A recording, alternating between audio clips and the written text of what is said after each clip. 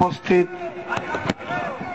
শ্রোতামণ্ডলী, যারা দূর দূরান্ত থেকে এসেছেন, এখনো রাস্তায় বসে আছেন, এখানে ওখানে দাঁড়িয়ে আছেন, সকলে অনুরোধ করব বসার জন্য। জায়গা হয়তো অকুলন হচ্ছে, তবু একটু ধৈর্য সহকারের মাধ্যমে বসার জন্য সকলকে অনুরোধ করছি। অনেকে আমাকে না দেখতে পেয়ে চলেও গিয়েছেন শুনলাম। আমার তো 11টার সময় অ্যাপয়েন্টমেন্ট ছিল যে আপনাদের সামনে আমি 11টার সময় আসবো। আমি জানি না আপনাদের কমিটির অধিনায়ককে আমার জানা নেই। উত্তর বিলে আয়ুব ভাই এবং মুফতি সাহেবের ওসিলা করে প্রোগ্রামটা আমাকে দিয়েছেন। আমি এগ্রিমেন্ট পেপারে লিখে দিয়েছিলাম 11টা, 11টা আমি উঠবো, তাহলে লোকজন বিশৃঙ্খলা করবে না। কিন্তু আপনারা আমাকে বললেন 12:30টায় তুলবো, কি করব? তাই একটু দূরে বিশ্রামের জন্য চলে গিয়েছিলাম, আবার আসতে হলো। আপনারা অনেকক্ষণ থেকে সন্ধ্যার দিক থেকে এসে বসে আছেন, শুনেছেন আমি ফাটাকেস্টের ভাইপো। অনেকে তাই ভাবতেছেন তাই তো হলো, ফাটাকেস্টের ভাইপো কি করে হলো? যার মনের মধ্যে সন্দেহ আছে সে যদি হিন্দু হন প্রশ্নই নেই। তাহলে আমি যে ফাটাকেস্টের ভাইপো না, আপনার কাছে কি প্রমাণ আছে? আমি তো বলছি আমি ফাটাকেস্টের ভাইপো, আপনি বলছেন না ফাটাকেস্টের ভাইপো না। তাহলে আমি যে ফাটাকেস্টের ভাইপো না, এটা আপনার কাছে কি প্রমাণ আছে? আর আমি আপনাকে প্রমাণ দেব। আপনি বেশি না, আল্লাহর ঘরে মাদ্রাসার জন্য 5,000 টাকা দেন, আমি প্রমাণ দিয়ে দিচ্ছি এক্ষুনি, 5 মিনিটও লাগবে না।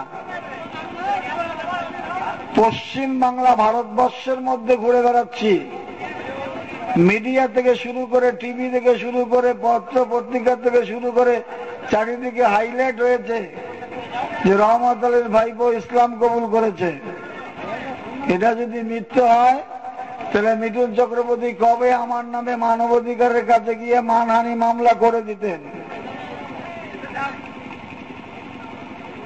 একটি বংশের উপরে পূর্ব পরিচয় দিয়ে মানুষ বেশিক্ষণ টিকতে পারে না। আপনি যদি আমার বংশের নাম দিয়ে যদি প্রচার করেন, আপনার সঙ্গে যদি কোনো সম্পর্ক না থাকে, আমি আপনাকে মানহানির কেস করে দেব। এটাই তার প্রমাণ। আর আপনি যদি আমাকে প্রমাণ করতে পারেন আমি ফাটাকেশ্বর ভাইপো না, তাহলে ওই 5,000 টাকা আমি মাদ্রাসায় দেবো, আপনি প্রমাণ করে দিন আমাকে। হ্যাঁ, আপনি 5,000 দিন, আর আমি 5,000 দেই, इधर ना उधर। जिसने माँ का दूध पिया सामने आओ, पीछे से बोलने से क्या मतलब होता है? आओ, सामने आओ। তো ব্রাদার ইসলাম মানুষ অনেক কথাই আলোচনা করছেন, শুনছি। ও আমার নবীকে সারেনি, বিশ্ব নবী সাল্লাল্লাহু আলাইহি সাল্লামকে পাগল বলেছে মানুষ। আর আমি তো তার উম্মতের খাতায় আমার নাম আছে। হাতি চলতে रहेगा, কুত্তা ভুগতেই रहेगा। কুত্তা ঘেউ ঘেউ করবে, হাতি সামনের দিকে চলেছেন, পিছন দিকে কখনো তাকিয়েও দেখবে না কে ঘেউ ঘেউ করে। নিজে তো মুসলমান হতে পারেনি, নিজে তো মুমিন হতে পারেনি, কিন্তু আরেকজন হয়েছে, হিংসায় জ্বলে পুড়ে মরে যাচ্ছে। আল্লাহ যদি ইচ্ছা করে না, তোমাকে জুতা পিটা করে দুনিয়ার থেকে বিদায় করে দেবে। ইসলাম ইতিহাসের মধ্যে হাজারো প্রমাণ আছে। নমরুদকে আল্লাহ যখন ইব্রাহিমকে মারলেন না, তখন নমরুদকে আল্লাহ জুতা পিটা করে দুনিয়ার থেকে বিদায় করে দিয়েছে। যা, এত লোক, কত লোক হবে গো? কত বলুন, কত লোক হবে? সংখ্যাটা দিন, কত? 10,000 হবে। 10 টাকা করে দিলে মাদ্রাসার জন্য কত টাকা হবে?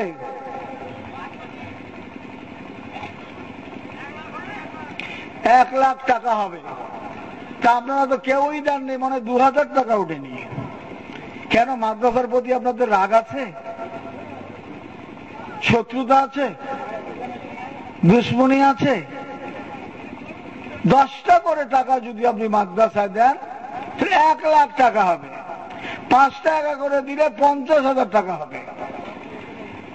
তা আমি তো দেখলাম যে কটা পয়সা নিয়ে গেলে তো 2000 টাকাই হবে না। তাহলে ধর্মীয় অনুষ্ঠানগুলো চলবে কি করে আপনি আমি যদি সাহায্য না করি? এই ধর্মীয় অনুষ্ঠান না থাকলে যারা কনভার্টেড হবে তাদেরকে না আনলে আপনারা দেখবেন কি করে? এর জন্য অনুরোধ করব, অন্তপক্ষে যারা দিয়েছেন আলহামদুলিল্লাহ, যারা দেন নেই আলহামদুলিল্লাহ। কিন্তু আমি তো কনভার্টেড মুসলিম, আলেম মানুষ, আবার হাজি মানুষ, হজ করে এসেছি। অন্তপক্ষে কেউ নিরাশ করবেন না। এসেছেন, ওয়াজ আর নসিহত শুনুন, যাবার সময় সকলে কথা দেন, 10টি করে টাকা আমাকে দেবেন। হ্যাঁ গো, দেবেন। এই মাদ্রাসার জন্য বলছি, কিন্তু আমার পেটের জন্য না। কিন্তু বলুন, 10টা করে টাকা দেবেন? 10টা করে টাকা দিলে তো 1 লাখ টাকা আমি এখানে পেয়ে যাব। কে দোয়া করলো না করলো বলতে পারবো না, তবে আমি আপনাদের জন্য দোয়া করে দিয়ে যাব। আল্লাহ আমার সঙ্গে ওয়াদা করেছেন দোয়া ফেরত দেবেন না। যেহেতু আমি মুসাফির মানুষ, 3 ব্যক্তির দোয়া আল্লাহ ফেরত দেয় না। মজলুমের দোয়া, মায়ের দোয়া, মুসাফিরের দোয়া, তার মধ্যে একজন আমি। নব মুসলমানের কথা ছেড়ে দিলাম, হাজী সাহেবের কথা ছেড়ে দিলাম, আলেমের কথা ছেড়ে দিলাম, কিন্তু আল্লাহ বলেছে মুসাফিরের দোয়া কবুল করি। যারা এসেছেন বিভিন্ন জায়গার থেকে, দূর দূরান্ত থেকে এসেছেন, আজকের মাহফিলের শেষ প্রান্তরে আল্লাহ আমাকে আনিয়েছেন, আমি আপনাদের জন্য দোয়া করব। 10টি করে টাকা যাওয়ার সময় দিয়ে যদি যান, তাহলে 1 লক্ষ টাকায় মাদ্রাসার কালেকশন হবে। তো মোহাম্মদের সঙ্গে একটু দরুদ শরীফ পড়ুন। আল্লাহুম্মা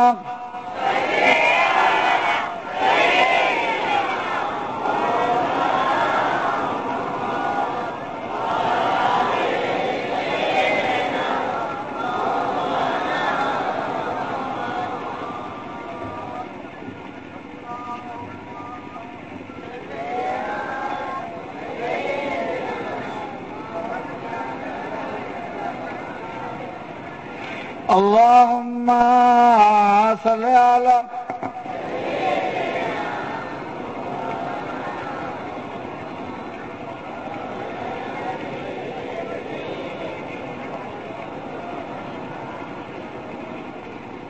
ওয়াজ শুরু হয়নি, প্রশ্ন এসেছেন। আমি ইসলাম কবুল করার পরে আমার কাকার অরিজিনাল নাম কেউই জানে না। আমি ভাইপো বলতেছি, শুনুন। আমার কাকার অরিজিনাল নাম হলো গৌরঙ্গ চক্রবর্তী।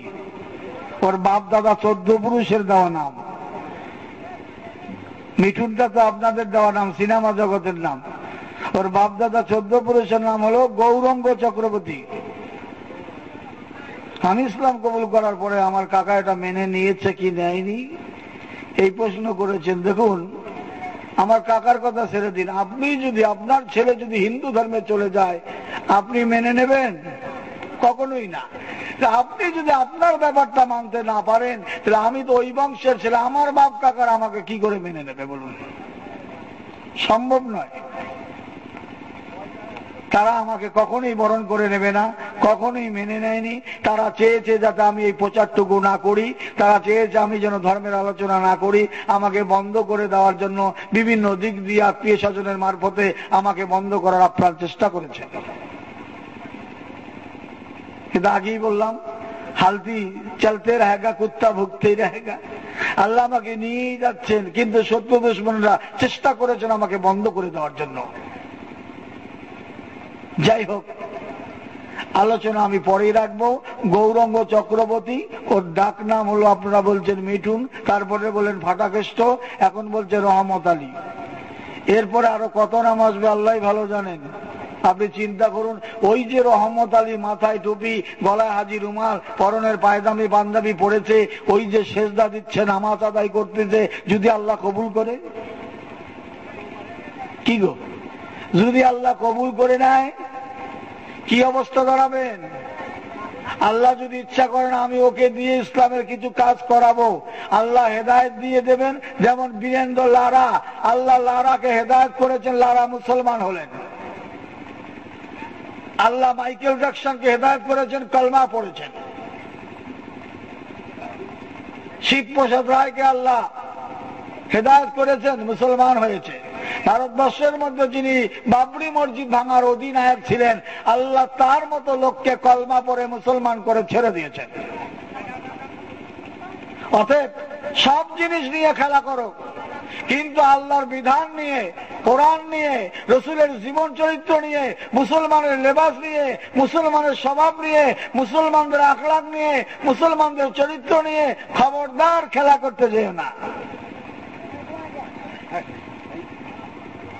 বনগা এলাকার মধ্যে আমি ফিরছি, সকালবেলা দুটো মেয়ে হি করে হাসতিস আমাকে দেখে, মাথায় টুপি, মুখে দাঁড়িয়ে, আমার বাঙাল তো, আমি হাসলি কেন রে? তাই বলছে আপনারে দেখে হাসি নাই, এমনি হাসছি। আমি এমনি হেসেছিস তো আমাকে দেখে হেসেছিস, কারণ আমার মুখে দাড়ি, মাথায় টুপি, পরনের পায়জামা পাঞ্জাবি, আমাকে দেখে হাসিনি তো কাকে দেখে হেসেছিস? এমন সময় পিসি এসছে, বলছে মৌলভী সাহেব কি হয়েছে? আমি কিচ্ছু হয়নি, তোমার নাতনি আমার দিকে হাসছে, শুনে রেখে দাও, একদিন যদি তোমার নাতনি আমার মতো হয় তো কি অবস্থাটা দাঁড়াবে। কেন? আমি তো কেন না, আমি তো হিন্দুত্বের মুসলমান হয়েছি, তোমার নাতনি যদি হিন্দুত্বের মুসলমান হয়ে যায় তো কি হবে? না অমন কথা কইেন না। অমন কথা আমি বলবো কেন? তোমার নাতনি আমাকে ঠাট্টা মশকরা করেছে, আমার আল্লাহ যদি রাজি হয় কলমা পড়তে কতক্ষণ সময় লাগবে? বছর 8-10 পরে হাসনাবাদ এলাকার মধ্যে জলসা করতে গিয়েছি, একটা ছেলে এসে বলছে হুজুর আমার ভাবি আপনাকে যেতে বলেছে। সর্বনাশ করেছে, এই এলাকায় তো আমার আত্মীয় স্বজন কেউ নেই। আমি যে এখন হবে না, জলসার পরে তোমার ভাবিকে আমার কাছে নিয়েছি। জলসা শেষের পরে যেখানে আমি বিশ্রাম করতেছি, ওই মেয়েটি, একটি মেয়ে আর একটি ছেলে এসে হাজির। আমাকে ওই মেয়েটি বলছে হুজুর আসসালামু আলাইকুম, আমার চিনতে পারছেন? আমি কি করে চিনবো তোমাকে, আমি তো কোনোদিন দেখিনি করছি। বলছে আমি হেই মাইয়া, ওই বনগায় আপনারা দেখে ঠাট্টা করছিলাম, আমি তো কাপড় সেলানো কাম করি, তা আমার স্বামী আমারে কাপড় সেলার কাম দিয়ে যেত, কাম সেলাই করতাম, করতে করতে করতে করতে আমার স্বামীর লগে ভালোবাসা হইয়া গেছে, আমি ঘর বাড়ি ছাইরা মুসলমানে চলে এসেছি। চিন্তা করেছেন কতক্ষণ?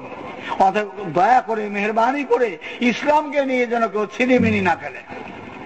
যাই হোক, যে কথা আমি আপনাদের সামনে বলতে চাইতেছি, সালাম দিলে উত্তর দেবেন, দরুদ শরীফ জোরে জোরে পড়বেন, কালমা শরীফ জোরে জোরে পড়বেন। আসসালামু আলাইকুম। আউযু বিল্লাহি মিনাশ শাইতানির রাজীম। বিসমিল্লাহির রাহমানির রাহিম। আলহামদুলিল্লাহ নাহমাদুহু ওয়া নাস্তাইনুহু ونستغفره ونؤمن به ونتوكل عليه ونعوذ بالله من شرور أنفسنا ومن سيئات أعمالنا من يهده الله فلا مضل له ومن يضلله فلا هادي له ونشهد أن لا إله إلا الله وحده لا شريك له ونشهد أن سيدنا ونبينا وشفيعنا وحبيبنا ومولانا محمدا عبده ورسوله قال الله تعالى في كلامه المجيد والفرقانه الحميد يا أيها الذين آمنوا قوا أنفسكم وأهليكم النار ما كان محمد أبا أحد من رجالكم ولكن رسول الله وخاتم النبي وكان الله بكل شيء عليما إن الله وملائكته يصلون على النبي يا أيها الذين آمنوا صلوا عليه وسلموا تسليما درود اللهم صل على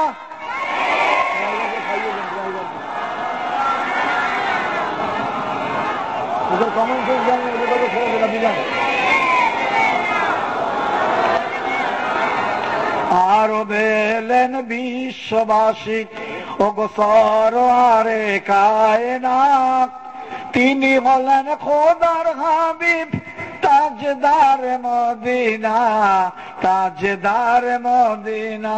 আল্লাহুম্মা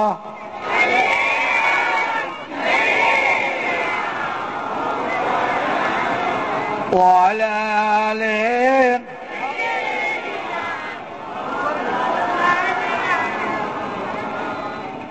মধুর চেয়ে অধিক মিষ্টি, মধুর চেয়ে অধিক মিষ্টি প্যারা নবীর নাম, দোজানে বাদশা করে সকল মনসেকাম। ওই নামে যারা দরুদ পড়ে, ওই নামে যারা দরুদ পড়ে শুধু তাদেরকেই বলে মুসলমান। আল্লাহুম্মা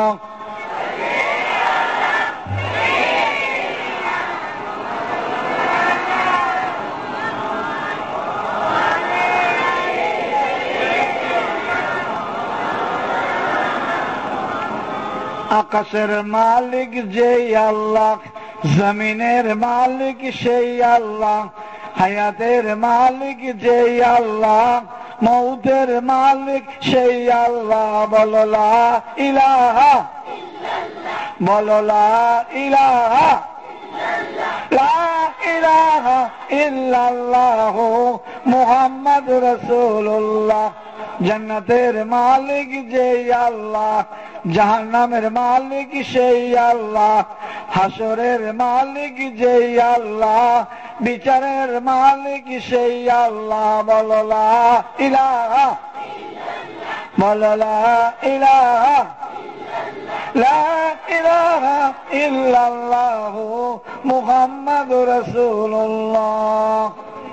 উপস্থিত মাননীয় সম্মানিত সভাপতি সাহেব, আমার ইসলাম দরদি ইমানদার মোমেন মুসলমান বাবাজিরা ও ভাইয়েরা, পর্দার অন্তরালের মা ও বোনেরা, মাশাআল্লাহ অনেকক্ষণ থেকে আমরা বসে আছি। আমার মাইকের আওয়াজ বহু দূর যাচ্ছে। আলোচনা করতে গিয়ে কোথাও যদি আমি শাস্ত্র মিথ্যে কথা বলি কিংবা ভুল বলি, যদি আপনি শাস্ত্র জানেন তাহলে মাননীয় সভাপতির মাধ্যমে প্রোটেস্ট করবেন, কিন্তু কাল সকালবেলা চলে যাওয়ার পরে বলবেন ফাটাকেষ্টর ভাইপো এটা মিথ্যে কথা বলেছে, ওটা ভুল বলেছে, তখন কিন্তু মেনে নেওয়া যাবে না। এর জন্য আপনাকে আমি আগেই পারমিশন দিয়ে দিলাম। যাই হোক, অনেকক্ষণ থেকে আমরা বসে আছি। আল্লাহ রসিম রহমত, অসীম কুদরত, আল্লাহ আপনাদেরকে আনিয়েছেন আর আমিও আসতে পেরেছি। এই জন্য রব্বুল আলমিনের দরবারে লাখো লাখো শুকর আদায় করি। একবার বলি আলহামদুলিল্লাহ। ইসলাম কিন্তু আমি একা কবুল করিনি, আমার মা যিনি আমাকে লালন পালন করে এত বড় করেছেন, আমার মা আমারই হাতে পড়েছেন কালমা লা ইলাহা ইল্লাল্লাহ মুহাম্মাদুর রাসূলুল্লাহ। ইসলামের মধ্যে আমি, আমার মা, অনেক পরে আমার স্ত্রী, শেষ প্রান্তরে গিয়ে স্ত্রী ইসলাম কবুল করেছেন। আমি ইসলামকে জেনে বুঝে ইসলাম এসেছি, আমার মা ইসলাম সম্পর্কে কিচ্ছু জানে না, অথচ মা কলমা পড়লেন। আমার স্ত্রী ইসলাম সম্পর্কে কিচ্ছু জানে না, অথচ তিনি ইসলামের ধর্মের মধ্যে হাজির হলেন। তো ইসলাম এমন একটি ধর্ম, পৃথিবীর বুকে যত ধর্ম আছে সমস্ত ধর্মের মধ্যে বানাউটি আছে। যে যেরকম ভাবে পেরেছেন সে সেরকম ভাবে তৈরি করেছেন। ইসলামের মধ্যে বানাউটি বলতে কোনো শব্দ ব্যবহার হয়নি।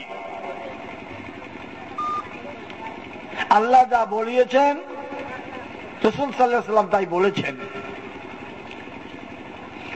আল্লাহ যা হুকুম করেছেন বিশ্বনবী সাল্লাল্লাহু আলাইহি ওয়াসাল্লাম তাই সাহাবা আজমানদের সামনে পেশ করেছেন।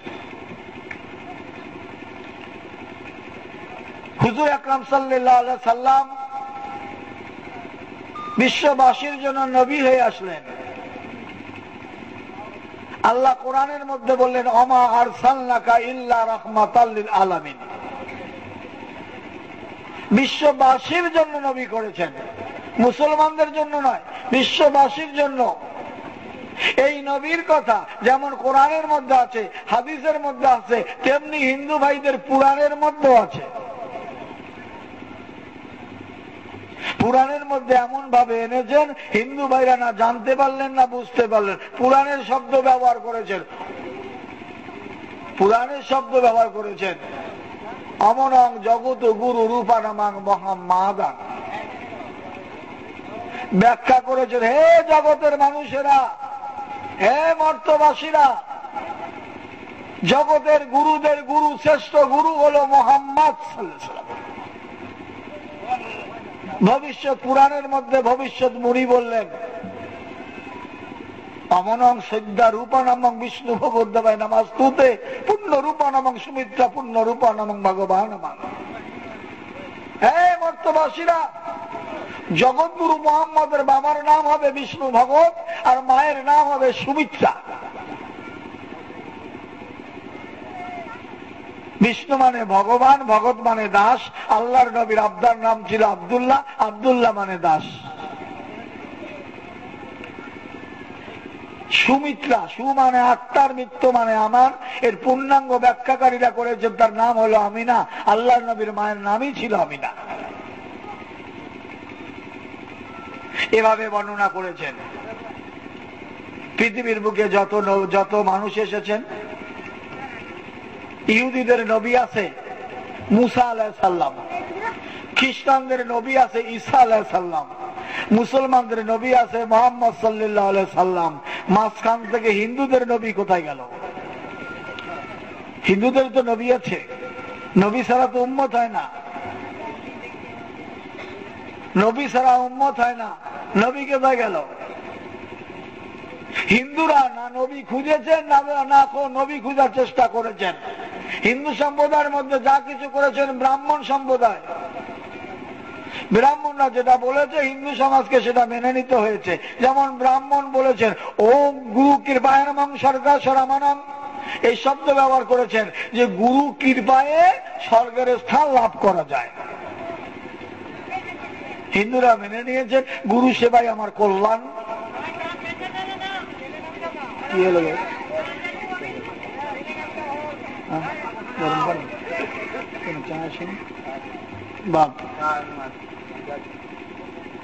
এই যে আমি স্টেজে এসেছি, আমি আগেই বললাম জলসা করতে গেলে একটু চিন্তা ভাবনা করে মাসোয়ারা করতে হয়, উল্টা পাল্টা মাসোয়ারা করলে হয় না। পান্ডুয়া শরীফ বলে একটা জায়গা আছে হুগলি ডিস্ট্রিক্টের মধ্যে, হাফেজ সাহেব মাসোয়ারা করেছেন আমাকে 12টার সময় তুলবেন। আমি বললাম 12টা তুলতে যেন আমাকে 11টায় তোলো। বলছে আপনি এখন ঘুমান তো, 12টা তুলবো আমাকে। 10:30, 11:15, 11টা যখন হয়ে গেছে পাবলিক তখন চিল্লাচিল্লি করতেছে, হয় ও লোকের তোলো নাহলে আমরা চললাম। দৌড় দিয়ে ছুটে এসেছে হাফেজ সাহেব, হুজুর চলেন। আমি কেন? 12টায় টাইম, 12টায় যাবো না, লোক থাকবে না। তোমার লোক থাকবে না তো আমার কি আসে যায়? তোমাকে তো আমি প্রথমেই বলেছিলাম যে আমাকে 11টায় দিল। মানুষের একটা ধৈর্যের সীমা আছে, খাওয়ার একটা সীমা আছে, ঘুমের একটা সীমা আছে, পথ চলার একটা সীমা আছে, ইনকামের একটা সীমা আছে, খরচা করার একটা সীমা আছে, লেখাপড়ার একটা সীমা আছে, প্রত্যেকটি জিনিসের একটি সীমা আছে, আছে না? তুমি আমাকে বললে 12টায় চলবে, যাও, 12টায় যাবো। তুমি মাসোয়ারা করার সময় আমি তোমাকে বললাম তো আমাকে 11টায় তোলো, তুমি 12টায় গেলে কেন? তুমি মনে করছো এই যে বিরিয়ানি রান্না করেছো, পাবলিক বিরিয়ানি খাওয়ার জন্য দাঁড়িয়ে থাকবে? পাবলিক তো এসেছে আলেমদের ওয়াজ শোনার জন্য, ওয়াজ শুনে চলে যাবে। তারপরে যদি খাওয়া হলো হলো, না হলে বাড়ি চলে যাবে। জলসা পাবলিক উঠে যাচ্ছে, বাধ্য হয়ে আমাকে যেতে হলো। আজকের জলসাটা অ্যাজ ইট ইজ তাই করলেন আপনারা। আমি বারবার করলে আমি 9:30 ঢুকেছি। জলসা নেওয়ার আগে আমি আপনাদের কমিটির লোকদের বলে দিচ্ছি, আমাকে নিয়ে যেতে গেলে সিকিউরিটি দিতে হবে, নিরিবিলি জায়গা রাখতে হবে, বিশ্রামের জায়গা দিতে হবে। আমি অ্যাডভান্স পৌঁছাবো, জাস্ট 11টার সময় আমাকে তুলে দেবেন।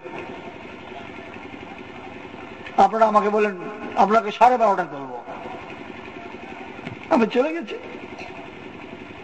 তারপরে ফোনের পর ফোন না হলে ঝামেলা হচ্ছে। এটা তো আমি আপনাকে প্রথমেই বলেছিলাম, আপনি শুনলেন না কেন? তো বাপ, যে কোনো জিনিস চালাতে গেলে চিন্তা ভাবনা করে যে মানুষকে চিনি, মধু, গুড় এগুলো মিষ্টি, কিন্তু বেশি খেলে গা জ্বালা করে না গো? তো জলসা ধর্মীয় অনুষ্ঠানের মধ্যে মানুষকে বেশিক্ষণ দাঁড় করিয়ে রাখা সম্ভব নয়। মানুষ এসেছেন, ধৈর্য অনুযায়ী তাদেরকে সময় মতো তাদেরকে খোরাক দিতে হবে। ধৈর্য শেষ হয়ে গেলে মানুষ এমনি চলে যাবে, চলে যেতে বলতে হবে না। অতএব সারা রাতের জলসা আমি পক্ষপাতী নই। এমন টাইমে জলসা করুন মানুষ যাতে বাড়ি থেকে বিশ্রাম করে ফজরের নামাজ পড়তে পারে। কিন্তু আপনারা সারা রাত নিয়ে যাচ্ছেন 2টো, 3টে, 4টা পর্যন্ত, এতে মানুষের ঘুম নষ্ট হবে, মানুষের কাজের ক্ষতি হবে। এমন টাইমে জলসা করুন যাতে মানুষের ক্ষতি না হয়, ইসলামেরও ক্ষতি না হয়। এর জন্য খবরদার ভুল করে আর কেউ দাওয়াতপত্র দেবেন না। বাঁকুড়া ডিস্ট্রিক্টের মধ্যে দাওয়াত দেওয়ার চেষ্টাও করবেন না। এই জলসা আমার অভ্যাস নয়, আর আমার পেশাও না যে এই করে আমাকে খেতে হবে। এসেছি আইজ ভাইয়ের, মুক্তি সাহেবের ভালোবাসার খাতিরে এই জলসাটা এসেছি। 10,000 টাকা কমে জলসা যাই না, 10,000 টাকা, তারপরে 15,000, 20,000, 25,000, 30,000 টাকা পর্যন্ত পার নাইট নেই। কেন নেই জানেন? আপনি ভালো হয়ে গেলে আমার যাওয়ার প্রয়োজন নেই, আপনি নামাজি হয়ে গেলে আমার যাওয়ার প্রয়োজন নেই, আপনার ফ্যামিলি ইসলামের মধ্যে আসলে আমার যাওয়ার প্রয়োজন নেই। এই যে আপনি দিনের পথে আসেননি, ইসলামের ছায়াতে আসেননি, শরীয়তের বিরোধী চলতেছেন, এর জন্য টাকাটা আপনাকে খেসারত দিতে হবে আমাকে। আপনি ভালো হয়ে যান, আমার মতো কনভার্টেড মুসলমানের দরকার হবে না। অতএব সমস্ত মুসলমান যদি আমরা দিনদার, পরেজগার, ইমানদার, মুত্তাকিন হয়ে যাই, জলসার প্রয়োজন হবে গো, ঘরে ঘরে ইসলাম। কিন্তু যতদিন আমরা নিজেরা তৈরি হতে না পারবো, ততদিন বাইরের আলেম এনে জলসা দিতে হবে এবং টাকা পয়সা খরচা করতে হবে। এগুলো চিন্তাধারা তুলে দিন, নিজেরা ভালো হয়ে যান, নিজেরা সৎপথে আসুন, নিজেরা দিনের পথে আসুন, কোরআনকে মজবুত করে ধরুন, হাদিসকে বুকে জড়িয়ে নেন, এদিন সিরাতাল মুস্তাকিমের পথটা ধরুন, দেখবেন এহকাল পরকালের ভালাই হবে। হাসতে হাসতে আল্লাহর জান্নাতে চলে যাবেন। যতদিন পর্যন্ত আপনারা সুস্থ জীবনে ফিরে না আসবেন, ততদিন পর্যন্ত ভাড়াটি আলেম আপনাদের আনতে হবে, আর এই টাকাগুলো খেসারত দিতে হবে। এর জন্য অনুরোধ করব, আমাকে আর নতুন করে জলসার দাওয়াত কেউ প্রোগ্রাম দেওয়ার চেষ্টা করবেন না, দেবেন না। দেশের আলেম আছে, তাদেরকে নিয়ে জলসা জলুস করবেন। আমি হিন্দু ছেলে, মুসলমানের যে আল্লাহ করেছেন, আমার মা কলমা পড়েছেন, আমার স্ত্রী কলমা পড়েছেন, আমার জিন্দগির বেড়া পার। বাকি আছেন আমার কাকা, বাকি আছেন আমার দিদি, বাকি আছেন আমার বাবা, বাকি আছেন আমার ঠাকুমা, বাকি আছেন আমার ঠাকুর দাদা, বাকি আছেন আমার পিসিরা, বাকি আছেন আমার মাসিরা, এরকম আমার আত্মীয় স্বজনরা বাকি আছেন। আল্লাহ কলমা পড়াতে কতক্ষণ? আমার দিদির 2টো ছেলে বঙ্গবাসী, আপনার ডনবক্সে স্কুলে পড়েন। স্কুলে যাওয়ার সময়, স্কুলে যাবে, টিফিন হলে মুসলমানের দোকানে এসে টিকিয়া নালে কাবাব আর পরোটা খাবে। এখন কলকাতা শহরে টিকিয়া আর কাবাব মুসলমান ছাড়া কেউ বিক্রি করে না। মুসলমানের দোকানে এসে গরুর গোস্তের কাবাব নেবে আর গরম পরোটা নেবে, খাবে, আবার 2টো বেঁধে নিয়ে যাবে বাড়িতে। চুরি করতে করতে একদিন ওর মায়ের কাছে ধরা পড়ে গেল। সজল, কিসের মাংস রে? চালাক তো, স্কুলের ছেলে তো। ও মা, এটা পিউ পিউ পাখির মাংস। হ্যাঁ, পিউ পিউ পাখি আবার কি? ও তুমি বুঝবে না, মামা জানে। সমস্ত দোষ আমার ঘাড়ে এসে পড়লো। আমাকে আমার দিদি জিজ্ঞাসা করে, পিউ পিউ পাখি কি রে? আমি কি করে বলবো পিউ পিউ পাখি কি? না, সজল কাজল তো তোরই নাম করলো। আমি বুঝতে পারলাম এই 2 হারামি গরুর গোস্ত খেয়েছে। পিউ পিউ পাখি ও আমাদের দেশে হয় না, বিদেশে হয়। ও আকাশ দিয়ে ওড়ে না, জমিন দিয়ে চড়ে। এখন আমার দিদি বলছে, সজল একদিন আনবি তো মাংসটা একটু খেয়ে দেখবো। দুই ভাই মিলে কলকাতা ট্যাংরা বলে একটা জায়গা আছে যেখানে পিল হয়, সেখান থেকে 1 কিলো গোস্ত কিনে ছোট ছোট বডি বডি করে কচি কচি হাড় কিনে নিয়ে বাড়ি গিয়েছে। মা পিউ পিউ পাখির মাংস এনেছি। ওর মা তো জীবনে দেখেনি। যেভাবে রান্না করতে কষা কষা রান্না করেছে আর ডাল করেছে, জামাইবাবু এসে খেতে বসেছে ছেলেদের নিয়ে। জামাইবাবু বসেছে, ছেলেরা বসেছে, দিদিকে জিজ্ঞাসা করছে স্বপ্না কি রান্না করেছো? না পিউ পিউ পাখির মাংস রান্না করেছি। পিউ পিউ পাখি? আরে খাও না, খেলেই তো বুঝতে পারবে। মাংসের বাটিটা যখন সামনে দিয়েছে জামাই বাবু তখন বুঝতে পেরেছে এই যে সেই মাংস, যে মাংস আমি বন্ধু বান্ধবের সঙ্গে খাই, এটা তো সেই মাংস। জামাইবাবু যেখানে চাকরি করে তার অফিসের স্টাফ সব মুসলিমরা, মুসলিমদের বাড়িতে গিয়ে আরামসে খেয়ে আসে, দিদি যাতে জানতে না পারে, কিন্তু দেখে বাড়িতে সেই মাংস খায়। আর বলছে স্বপ্না খুব ভালো মাংস, পিউ পিউ পাখির মাংস। এক কাজ করবে, আর মুরগির মাংস দরকার নেই, ছাগলের গোস্ত দরকার নেই, যখন বাড়িতে মাংস হবে ছেলেদেরকে দিয়ে পিউ পিউ পাখির মাংস আনিয়ে নেবে। দেখলেন? এখন এটা হয়েছে, এরপরে কুন্দির কলমার ছায়া তলে আসবে। আল্লাহ যখন তাকে আনাবে ঠিক অ্যাজ ইট ইজ এইভাবেই আনবে। এর জন্য বলছি যে বাপ আসেন আমরা আমাদের জিন্দগির একটু পরিবর্তন আনি, একটু ভালো আনি। আমার মা মুসলমানের ছায়া ডিঙাতেন না, মুসলমানদের যে ছায়া আছে এটাও আমার মা ডিঙাতেন না, ভুল করেও ডিঙাতেন না। এত অহংকার এত গর্ব আমার মায়ের ছিল। কিসের অহংকার গো? কবি বলেছেন কিসের অহংকার?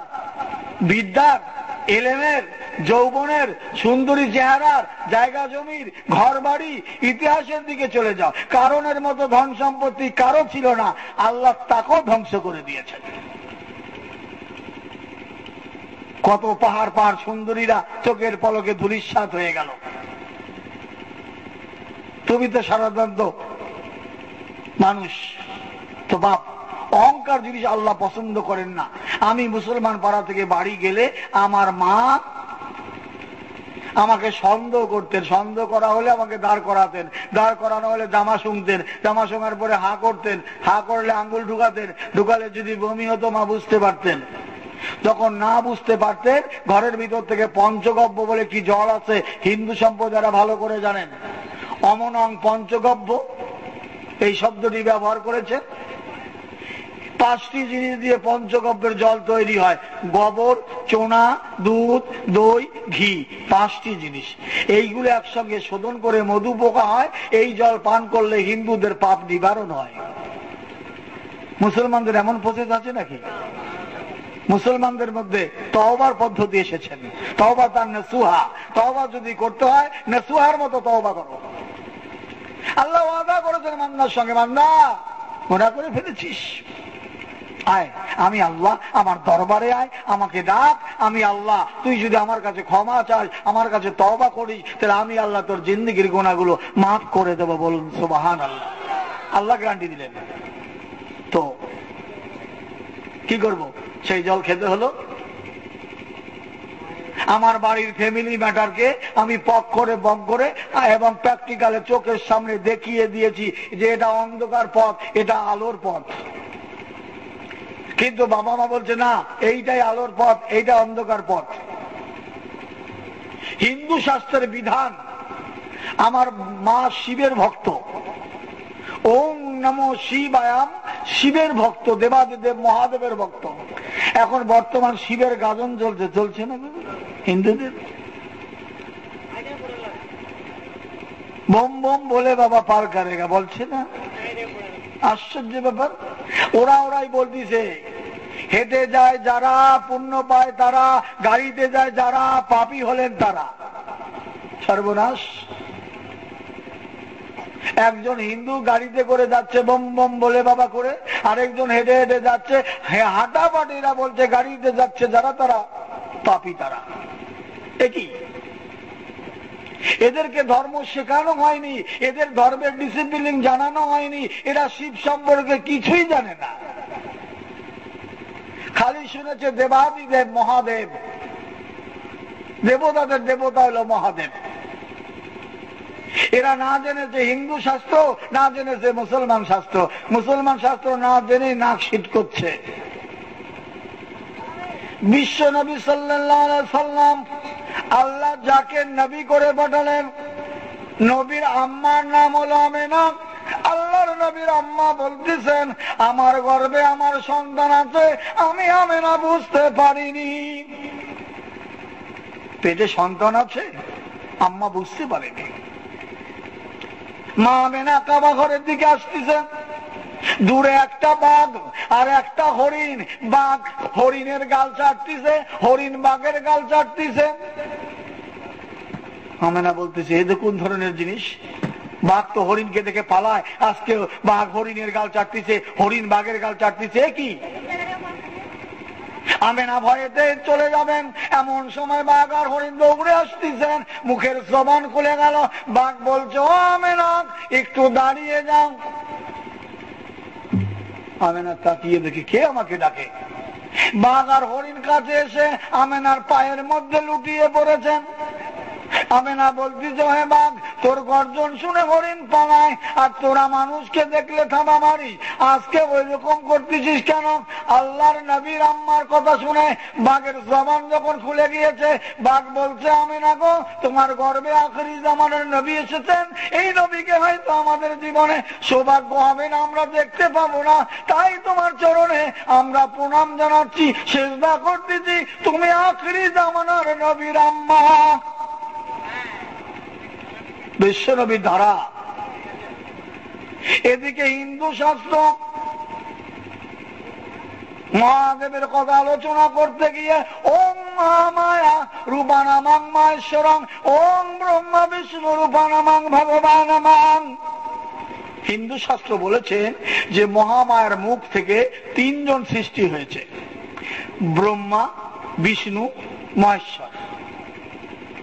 ব্রহ্মা, বিষ্ণু, মহেশ্বর। মহাদেব যার নাম, তার নাম হলো মহেশ্বর। মহাশক্তির পেট থেকে। এর জন্য হিন্দু সমাজের মানুষেরা শিবের বাপের নাম বলতে পারবে না, কারণ বাবা নেই তো। বাবা নেই তো বলবে কি করে? কারণ মহাশক্তির পেট থেকে জন্ম নিয়েছে, এখানে বাবার কোনো প্রশ্নই আসে না। আমি যখন রাস্তা দিয়ে চলছিলাম, হিন্দু এলাকা দিয়ে চলছিলাম, তো আমার গাড়িটা হিন্দু সম্প্রদায়ের মানুষেরা আটকিয়ে দিল। যুবক ছেলে এসে বলছে, কাকা, শিব মন্দিরটা ভেঙে গেছে, ঠিক করে দিচ্ছি, দাও, চাঁদা দাও। আমি বলছি, বাবা, চাঁদা তো আমি দেবই, নিশ্চয়ই দেবো, দেবো না কেন? তো শিব ঠাকুরের বাবার নাম কি বলতে পারলে 50 টাকা দেবো। বলছে, শিব ঠাকুরের বাবার নাম মহাদেব। আমি ট্রেনে একটা দাবড়া দেবো, যার নাম মহাদেব তার নামই শিব। না শঙ্কর আমি একই ব্যক্তি, না ভোলেনাথ একই ব্যক্তি। কাকা দাঁড়াও, ঠাকুরকে জিজ্ঞাসা করে আসি। ঠাকুরকে জিজ্ঞাসা করতে গেলে ঠাকুর বলছে, বান্দামি পেয়েছো? শিবের বাপ আছে যে নাম বলতে পারবো? আমার কথা বেরাদার ইসলাম, ছেলেগুলোকে ডেকে বললাম, বাবা শোন, তুই যদি তোর বাপের নাম না বলতে পারিস, লোকে তোকে যারো সন্তান বলবে। আল্লাহর নবীর আব্বার নাম ছিল আব্দুল্লাহ, ছিল না? মায়ের নাম ছিল আমেনা, দাদার নাম ছিল, দাদির নাম ছিল, যেই বংশে জন্মগ্রহণ সমস্ত বংশের নাম ছিল।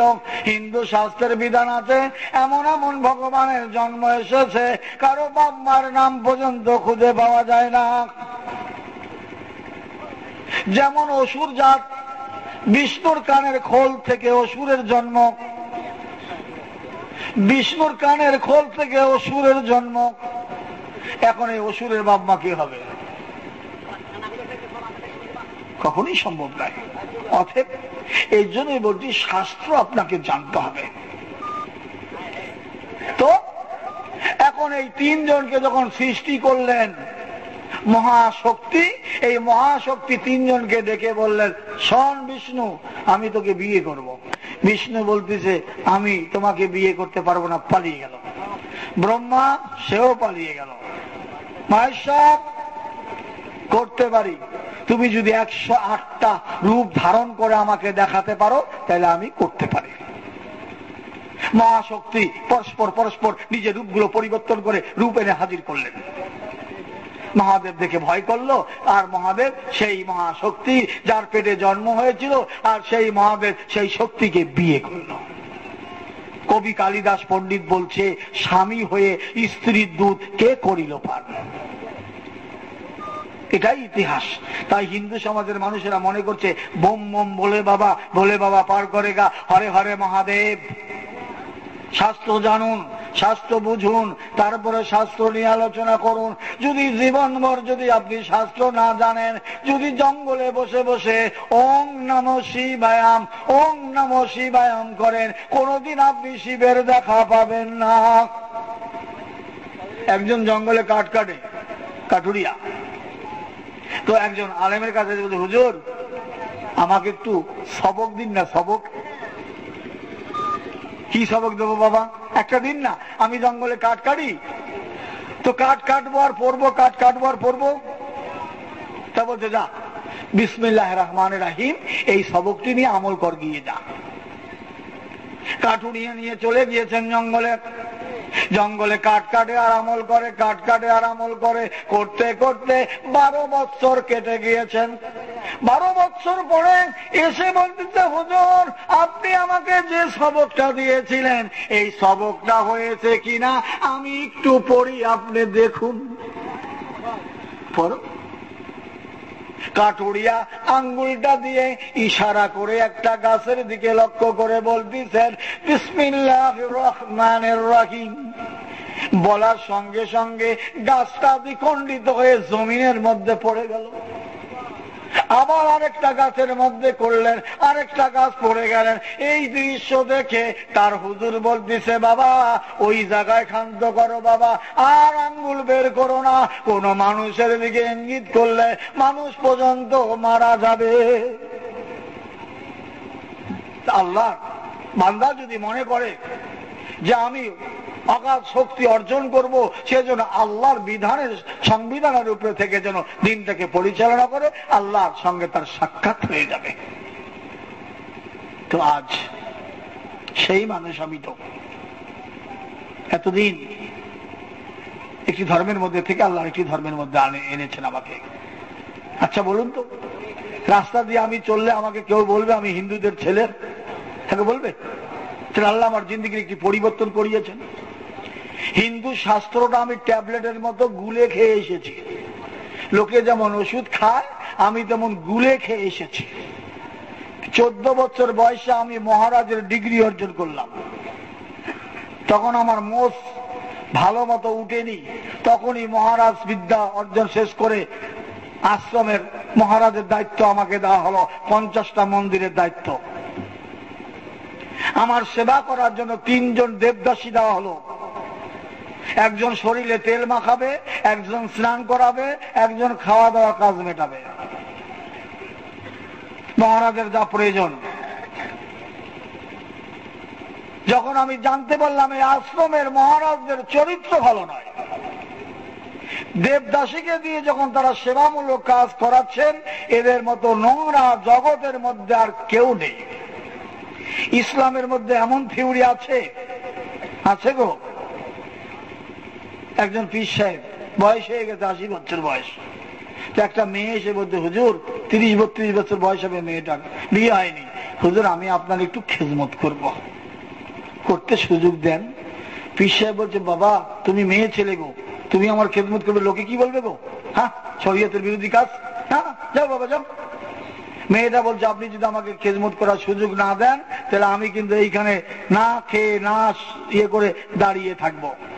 গ্রামের লোকরা বলছে, হুজুর কি করবেন? আমি শোনো বাবা, ঈশ্বর বলে, শোনো বাবা, এই মেয়েটাকে তো আমি এভাবে রাখতে পারি না, তাহলে হুজুর আপনি বিয়ে করেন, বিয়ে করলে তার অসুবিধা হবে না। তো সেই মেয়েটিকে 80 বছর বয়সের আল্লাহওয়ালা লোক বিয়ে করলেন। দেখুন আল্লাহর কি মক্কর। বিয়ে করার পরে 80 বছরের বয়স্ক লোকটি, আল্লাহওয়ালা লোকটি বিয়ে করার পরে কিছুদিন পরে ওই গর্ভে একটা ফুটফুটে সন্তান দিলেন, ছেলে হলো। শরীয়ত এসেছে তুমি যদি নারীর খেদমত করাও, তো নারীকে নিজের মতো করে নাও, তবে তুমি খেদমত করো। কিন্তু আশ্রমের মধ্যে ওগুলো কোনো চিন্তার কারণ নাই। আশ্রমে দেবদাসী রয়েছে মহারাজদের সেবা করার জন্য, মহারাজদের সেবা করবেন, আর মহারাজদের সেবাই হলো তাদের কল্যাণ। তারা জানেন মহারাজের সেবা করতে পারলে আমি জিন্দিগিতে কামিয়াবি হতে পারবো। এই জন্যই বলতে চাইতেছি, শাস্ত্র এবং ধর্ম এই দুটি জিনিস আপনাকে পার্টিকুলার জেনে নিতে হবে। আমার মা শুধু হিন্দু শাস্ত্র শুনেছেন, জেনেছেন, কিন্তু ওর তথ্য আমার মা জানেননি। আমার মা প্রত্যেকদিন সকালবেলা উঠে তুলসী গাছের গোড়ায় এসে এক ঘড়ি জল নিয়ে ভিজা কাপড় পরে তুলসী তলায় এসে হাজির, 7 পাক প্রদক্ষিণ করলেন। ওং শঙ্কচূড়া রূপানামং তুলসী দেবায় নমঃ স্তুতে নমঃ নমঃ, ওং যার মাজার মাতি তো রূপানামং ভগবানং দেবায় নমঃ স্তুতে নমঃ নমঃ প্রার্থনা করছেন। ঠাকুর, এই জন্ম মানুষে জন্ম নিয়েছি, আশীর্বাদ করো যেন পরের জন্মে আমি তুলসী হয়ে জন্মাতে পারি। চিন্তা করেছেন? মানুষ মরে গেলে আর জন্ম হয়, কিন্তু হিন্দুরা পূর্ণ জন্ম মেনে নিয়েছেন। এটা বোকা বানানো হয়েছে হিন্দু সম্প্রদায়দেরকে। পূর্ণ জন্ম কখনোই না, কারণ আত্মা হলো দুটি, আত্মা রূপ ও ভগবানও। আত্মাকে শান্তি করলে ভগবানকে পাওয়া যায়, এটা হিন্দু সমাজের মানুষরা জেনে নিয়েছে। কিন্তু পরম আত্মা বলে একটি আত্মা আছে, এই পরম আত্মা মর্তে থেকে একবার চলে গেলে আর মর্তে ফিরে আসবে না। তো মর্তে না হলে জন্ম কি করে হবে? এর জন্যই বলছি, হুজুর আকরাম সাল্লাল্লাহু আলাইহি সাল্লামকে দিয়ে আল্লাহ রাখালির কাজ করিয়েছে, ছাগল চড়ানোর কাজ করিয়েছে, দুম্বা চড়ানোর কাজ করিয়েছে। আল্লাহ তার নবীকে দিয়ে এইগুলো করিয়েছেন। আমার নবী যখন ছাগল চড়িয়েছেন, আল্লাহর নবী সাল্লাল্লাহু আলাইহি সাল্লাম ছাগল চড়িয়েছেন। ছাগল এমন একটি জাতি, এমন একটি জাতি ছাগল, এমন একটি প্রাণী। সেই ছাগল যদি বৃষ্টি আসে, পানি পড়ে, যদি আপনি ছাগলকে বাড়ির দিকে নিয়ে যাওয়ার চেষ্টা করবেন, ঘরের দিকে নিয়ে যাওয়ার চেষ্টা করবেন, ছাগল যেন ভিজে না যায়, কিন্তু ছাগল কিন্তু উল্টো দৌড়াবে, মাঠের দিকে যাবে। আল্লাহ তার নবী বন্ধুকে, আল্লাহ তার রসুলকে বলল, রসুল ছাগলের মতো এমন এক জাতির উম্মত করে আপনাকে নবী করে পাঠাবো, সেই উম্মতদের আপনি জান্নাতের দিকে ডাকবেন, আর আপনার উম্মতেরা জাহান্নামের দিকে দৌড়াবে। আপনি সৎ পথের আদেশ করেছেন, অসৎ পথ নিষেধ করবেন, তারা অসৎ পথটাই ধরবে, সৎ পথে ফিরে আসবে না। এই জন্যই বলছি, আজ আল্লাহ আপনাদেরকে আনিয়েছেন আর আমি আসতে পেরেছি, এই জন্য রব্বুল আলামিনের দরবারে লাখো লাখো শুকর আদায় করি। সবাই একবার বলি আলহামদুলিল্লাহ। বাপ, ধর্ম কি জিনিস, খায় না মাথায় দেয়? এটা যদি আপনি বোঝেন যে ধর্ম খায়ও না মাথায় দেয় না, ধর্ম মানুষ ধারণ করে, তাহলে আপনার জিন্দেগি কামিয়াবি হবে। আমি ইসলামের মধ্যে কেন আসলাম? কলমা তো আমি শখ করে পড়িনি, আর আমার মাই বা মুসলমান হতে গেলেন কেন? তার কি দরকার ছিল? কিন্তু আমার মা প্রাণ চেষ্টা করেছেন যে ছেলেটাকে মুসলমান থেকে হিন্দুতে ফিরিয়ে আনবো। এর জন্য মা গয়া, কাশী, পুরী, বৃন্দাবন, মথুরা, জগদ্ধারী, জগন্নাথ, অমরনাথ এমন কোন জায়গা ছিল না যা আমার মা হত্যা না দিয়েছিলেন। ঠাকুর অমনং ব্রাহ্মণং ইয়াং দাহ, আমার পুত্র সন্তান যদি ফিরে না আসে তাহলে আমার মুখগ্নি কে করবে? খুব চেষ্টা করেছেন আমার মা, কোথার থেকে হবে? শেষে মা চলে গেলেন মাথুরার মাচাং বাবার কাছে। ইসলাম কবুল করার পরে আমার মা আমাকে কোনোদিনই দেখেনি। আমি যে মুসলমান হয়েছি, আমার মা এই টুপি আর দাড়ি আমাকে দেখেনি। মা মনে করতে ছেলে মুসলমান হয়েছে, আমার ছেলে যেরকম ছিল সেরকমই আছে, পরিবর্তন ভাবতে পারিনি। আমার একটি দিদি আছে, বালিগঞ্জ সার্কুলার রোডে বাড়ি। ইসলাম কবুল করার বহুত দিন পরে চিন্তাধারা নিলাম, বাবা ছেড়ে এসেছি, মা ছেড়ে এসেছি, কাকুদের ছেড়ে এসেছি, কাকিমাদের ছেড়ে এসেছি, স্ত্রীকে ছেড়ে এসেছি, কেমন আছে একটু সংবাদ দিতে পারলাম না। চিন্তা করলাম দিদির বাড়ির সামনে একটু দেখা করে সংবাদটা নেব। তাই দিদির বাড়ি দরজায় গিয়ে হাজির হলাম। কলিং বেলে সুইচ টিপেছি, আমার ভাগ্নি দরজা খুলেছেন। যে ভাগ্নির বয়স ছিল 6 বছর, আমি রেখে চলে এসেছিলাম, আজকে সে ভাগ্নির বয়স 18 থেকে 19 বছর। আমার ভাগ্নি আমার চেহারার দিকে তাকিয়ে বলছে, কাকে চাই? এটা স্বপ্না দেবীর বাড়ি তো? হ্যাঁ, বলুন কাকে চাই? স্বপ্না দেবীকে একটু ডেকে দেবে? আমার ভাগ্নি ওখান থেকে চিল্লাচ্ছে, মা এক ভদ্রলোক এসেছেন, মাথায় টুপি, মুখে দাড়ি, তোমাকে ডাকছে। আমার দিদি ভিতর থেকে আওয়াজ করছে, মামনি দিনকাল খারাপ, চারিদিকে ছেলে ধরা বেরিয়েছে, সজল কাজল যেন বাইরে না যায়। আমাদের দেখলে মানুষ যে কত কি ভাবে আল্লাহ ছাড়া কেউ জানে না। টিটকেরি টোন তো আছেই। আবার ঈদের সময় গরুর গোশত, আল্লাহ ঈদের দিন জলসা রয়েছে, গিয়েছি, মোটরসাইকেলের পিছনে ব্যাগ রয়েছে, নৌকা পার হতে হবে। সেই হিন্দু ছেলে বলছে আমি ওই মোটরসাইকেল হাত দেবো না। আমি কেন? বলছে ওই ব্যাগের মধ্যে যা আছে আমি জানি। আমি যে কি আছে? বলছে সে আমি জানি, আমি ও ব্যাগ আমি গাড়ি ছোবো না। তার মধ্যে গাড়ি তুই না তুললে গাড়িটা পার হবে কি করে? আমি যে তোকে 30টা টাকা দেবো, ফাও দেবো, তোল। ও তা তুলবে না। এখন নৌকার মাঝি, নৌকার মালিক বলছে যাই গাড়িটা ধর না। বলছে শোনো বাবু, আমি গাড়িটাই হাত দিতে পারবো না, ওই ব্যাগের মধ্যে কি আছে আমি জানি। আমি যাই, কি আছে? বলছে ওর মধ্যে মাংস আছে। আমি যে মাংস? ও চুরি করে মশালা, নাম হয় দাড়িওয়ালার। হ্যাঁ, তুই বেটা মাংস খাস না? না আমরা ওই মাংস খাই। বেটা তুই না খাস, তোর ব্রাহ্মণরা তো খায়। ঋগ্বেদের 132 পৃষ্ঠার মধ্যে উল্লেখ করেছে, ওং রম্ভিতে যোগ্য, ওং রম্ভিতে বোধা যোগ্য পূর্ণ রূপানামং গোভক্ষণ দেবানাম আস্তুতে অমরং ইন্দু রূপানামং ভগবানামং। এই শাস্ত্রের মধ্যে বলেছেন যে রম্ভিতে বোধের যজ্ঞের সময় ইন্দ্র রাজসভায় 19,000 গরু জবাই করা হলো। 19,000 গরু। এই মাংস সমস্ত মুনি ঋষিরা ভক্ষণ করলেন। আমরা তো অত গরু জবাই করিনি, কিন্তু শাস্ত্রের মধ্যে ভেদের ভাষায় বলেছে 19,000 গরু জবাই করে রাজসভায় রান্না করা হলো। প্রত্যেকটা ঋণী মসি ব্রাহ্মণ সম্প্রদায় আসে, সেই মাংসগুলো ভক্ষণ করলেন। তখন দোষ হয়নি। আমার কথা বেরাদার ইসলাম, এখন আমার ভাগ্নি দরজা বন্ধ করে দিচ্ছেন। শোনো, তুমি দরজা বন্ধ করে দিচ্ছ কেন? অন্য বাড়ি যান, এ বাড়ি নয়। আমি এ বাড়ি নয় মানে? তোমার নাম পিঙ্কি তো? হ্যাঁ। তোমার বাবার নাম তপন না? হ্যাঁ। তোমার দাদুর নাম সুরেশ না? তোমার দিদিমার নাম সাবিত্রী না? তোমার এক ভাইয়ের নাম সজল, আরেক ভাইয়ের নাম কাজল না? তোমার পিসির নাম সন্ধ্যা না? তোমার আরেক পিসির নাম কাকলি নয়? আরে বাপরে বাপ, আপনি তো সব বলে দিচ্ছেন। আপনি কি জ্যোতিষী? জ্যোতিষী না? জ্যোতিষী না হলে বললাম কি করে? আপনি হাত দেখতে পারেন? হাত দেখতে পারি না, হাত দেখাই তো আমার কাজ। আল্লাহর কসম করে বলি, হিন্দুরা এখানেও বোকা আছেন, হাতের মধ্যে কিচ্ছু নেই, একদম ফালতু ভোকাস। হাতের মধ্যে কি থাকবে? আমান্ত বিল্লাহি ওয়া মালাইকাতি ওয়া কুতুবি ওয়া রাসূলি ওয়া মিলাকেরে কাদরি শাররি মিনাল্লাহি তাআলা বাসে বাদাল মাউত, এগুলোর উপরে তো বিশ্বাস করে ঈমান এনেছি, তা হাতে কি থাকবে? কিন্তু হিন্দু সম্প্রদায় মনে করেছে হাতের মধ্যে আরো কিছু আছে।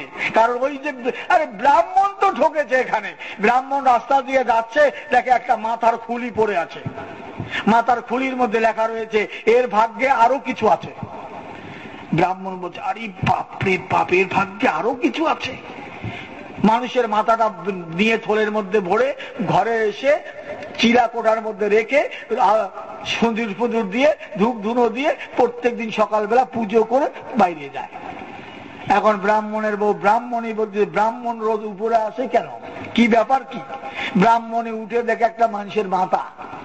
ব্রাহ্মণী বলছে মিনসে এই জিন্দা থাকা এই মেয়েটাকে ভালোবাসতো, বিয়ে করতে পারেনি, তার মাথার খুলি এনে পুজো দিচ্ছ, তবে তোমার ব্যবস্থা করতেছি। মাথার খুলিটা নিয়ে ঢেকির মধ্যে কুটেছে, কুটে সাধু করে দিছে, জঙ্গলে ফেলে। যা ব্রাহ্মণ এসে দেখে সালা দিয়ে নেই, মাথা নেই। ব্রাহ্মণী এখানকার মাথা কোথায় গেল? বলছে আমি বুঝেছি, ওর ব্যবস্থা করে দিয়েছি, ঢেকিতে কুটে জঙ্গলে ফেলে দিয়েছি। ব্রাহ্মণ বলছে আরে এর ভাগ্যে এই ছিল, চিন্তা করেছে তো। আমার ভাগ্নি বলছে আপনি হাত দেখতে পারেন? আমি হাত দেখতে পারি না। দেখুন না, আমার না বৃহস্পতি শুক্র খুব খারাপ যাচ্ছে। আল্লাহ, বৃহস্পতি শুক্র খারাপ যাচ্ছে তো আমি কি করি বলবো? হাত বের করে দিয়েছেন ভাগ্নি, নেড়ে চেড়ে দেখছি, কি বলবো? শোনো মামনি, তোমার বয়স যখন 6 বছর ছিল, তুমি তোমার দিদিমার বাড়িতে বেড়াতে গিয়েছিলে, দিদিমা বারান্দা সবজি কাটছিল, তুমি দৌড়াদৌড়ি ছুটাছুটি করতে গিয়ে দিদিমার বডির উপরে পড়ে যাও, বডিটা তোমার বুকের মধ্যে 1 ইঞ্চি ঢুকে যায়, রক্তে জামা লাল হয়ে গেল, তাড়াতাড়ি করে তোমাকে হাসপাতালে নিয়ে গিয়ে ডাক্তারের কাছে নিয়ে গিয়ে বুকের মধ্যে 7খানা সেলাই দেওয়া হলো, সে সেলাইয়ের দাগ আজও তোমার বুকের মধ্যে আছে। বলো সত্য কি মিথ্যে? আরে যখন এই ঘটনা ঘটে তখন তো আমি বাড়িতে রয়েছি, আমি ছাড়া কে বলতে পারবে? ভাগ্নি বিশ্বাস করে নারী, বাপরে বাপ, এ তো মস্ত বড় জ্যোতিষী, এতদিনের কথা বলে দিচ্ছে। দৌড় দিয়ে মায়ের কাছে গিয়েছে, মা তোমার তো শনি গ্রহটা কাটছে না, তুমি জ্যোতিষী বাবাকে একটু হাতটা দেখাও না। হিন্দুদের শনি গ্রহ লাগে, এটাও হিন্দু সমাজের মানুষেরা বোকা বেরিয়ে গেছেন। গ্রহ আবার কি, শনি আবার কি? আল্লাহ মালিক যদি আপনাকে ভালো করে দুনিয়ার মানুষ কি ক্ষতি করবে? আর মালিক যদি আপনাকে খারাপ করে দেয় দুনিয়ার মানুষ আপনাকে ভালো করতে পারবে না। যা কিছু ভালো মন্দ যা কিছু হয় আল্লাহর তরফ থেকে হয়। তো বাপ এই জন্য বলছি, একটু মহাপ্রভুর সঙ্গে দরুদ শরীফ পড়ুন। আল্লাহুম্মা গ্লাস নেই, প্লাস্টিকের গ্লাস কেন?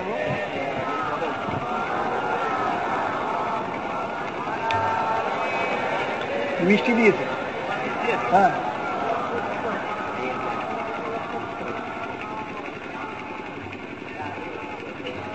দেখুন এটি প্রশ্ন এসেছে, রাম কি গরুর গোস্ত খেয়েছেন? সহি দলিল শুনুন। রামায়ণ 3টা, হিন্দু ভাইরা রামায়ণ পড়েছেন 1টা, কিন্তু আজকে শুনে যান রামায়ণ 3টা, 7 খণ্ড। রামায়ণ, উপরামায়ণ, ভৌতক রামায়ণ, বাল্মীকির লেখা। রামায়ণ, উপরামায়ণ, ভৌতক রামায়ণ। রাধা কমল চট্টোপাধ্যায় জাগো হিন্দু জাগো কেতাবের মধ্যে লিখেছেন, রাম গোমাংস ভক্ষণ করতেন। বনবাসে যাওয়ার সময় তিনি বললেন, মা যে সুখাদ্য মাংস রাজসভায় বসে আমি পেয়েছি, মা আমি কি বনবাসে গিয়ে তা পাবো মা? মা বললেন, তথাস্তু বৎস, নিশ্চয়ই তুমি যে সুখাদ্য এখানে খেয়েছো নিশ্চয়ই তুমি জঙ্গলে পাবে। এই রাধা কমল চট্টোপাধ্যায় জাগো হিন্দু জাগো কেতাবের মধ্যে 12 পৃষ্ঠার মধ্যে লিখেছেন রাম গোমাংস ভক্ষণ করতেন। প্রমাণ আমি বলছি না, দলিল বলছি। তো দলিলে যখন বলতেছে এই কেতাবটার মধ্যে 1 লক্ষ টাকা পুরস্কার রেখেছে, রাধা কমল চট্টোপাধ্যায় বলেছেন আমার এই দলিলগুলো যদি কেউ মিথ্যে প্রমাণ করতে পারে তাকে আমি 1 লক্ষ টাকা পুরস্কার দেব। 1 বছর পথ চেয়ে আসলেন, কোন প্রশ্ন আছে কি, কোন প্রশ্ন আছে কি? কিন্তু প্রশ্ন না আসার কারণের জন্য তিনি কয়েক লক্ষ কপি করে বাজারের মধ্যে বিক্রি করলেন। এটাই তার দলিল। তো বাপ, যে কথা আমি বলতে চাইছি আপনাদের সামনে, কোথায় বন্ধ করেছিলাম? হাত দেখা, দিদির বাড়িতে, তাই না? তো ভাগ্নি দিদির, আমার মাকে নয়, আমার দিদিকে, ওর মা আমার দিদি গিয়ে বলছে, মা তোমার তো শনি গ্রহটা কাটছে না, তুমি একটু জ্যোতিষী বাবাকে হাতটা দেখাও না। হাত দেখাবার জন্য আমি চিন্তা করলাম দিদি আসবেন, আমি তার ভাই। তো দিদিকে বলো, কিরে বড়দি কেমন আছিস? বড়দি বলল, রাজু ভাই ভালো আছিস? ভাই আর বোন তো, কত ফোঁটা আমার কপালে দিয়েছে, ভাইয়ের কপালে দিলাম ফোঁটা, জমের দুয়ারে লাগলো কাটা, যমুনা দেয় জমকে ফোঁটা, আমি দেই আমার ভাইকে ফোঁটা। এভাবেই তো দিয়েছেন ফোঁটা। মিঠুনের কোনো ভাই নেই, ও একাই, 3খানা দিদি আছে। তো ফোঁটা দেওয়ার জন্য বোম্বে থেকে উড়ে আসতে হতো কলকাতায় ওকে, তাই ফোঁটার দিনে। কারণ দিদি আছে, বোন আছে, ফোঁটা তো দেবে ভাইয়ের কপালে। ফোঁটা নেওয়ার জন্য বাঙালির ছেলে উড়ে আসতে হতো। जुगीदा वाले जिज्ञासा करते कहाँ जा रहा है? नहीं थोड़ा काम है। कहाँ काम है? नहीं बांग्ला में एक सिनेमा होगा, उसको इधर उधर करना होगा ना, इसलिए जा रहा है बांग्ला में। जुगीदा वाले যদি জানতো যে ফোঁটা দেওয়ার জন্য আসছে কলকাতায়, ওকে বেরোতেই দিত না। আশ্চর্য ব্যাপার। কিশোর কুমারের বউ যোগিতা বালিকে যখন কিশোর কুমার ছেড়ে দিল, তারপরে পড়লো গিয়ে বাঙালির ঘরে।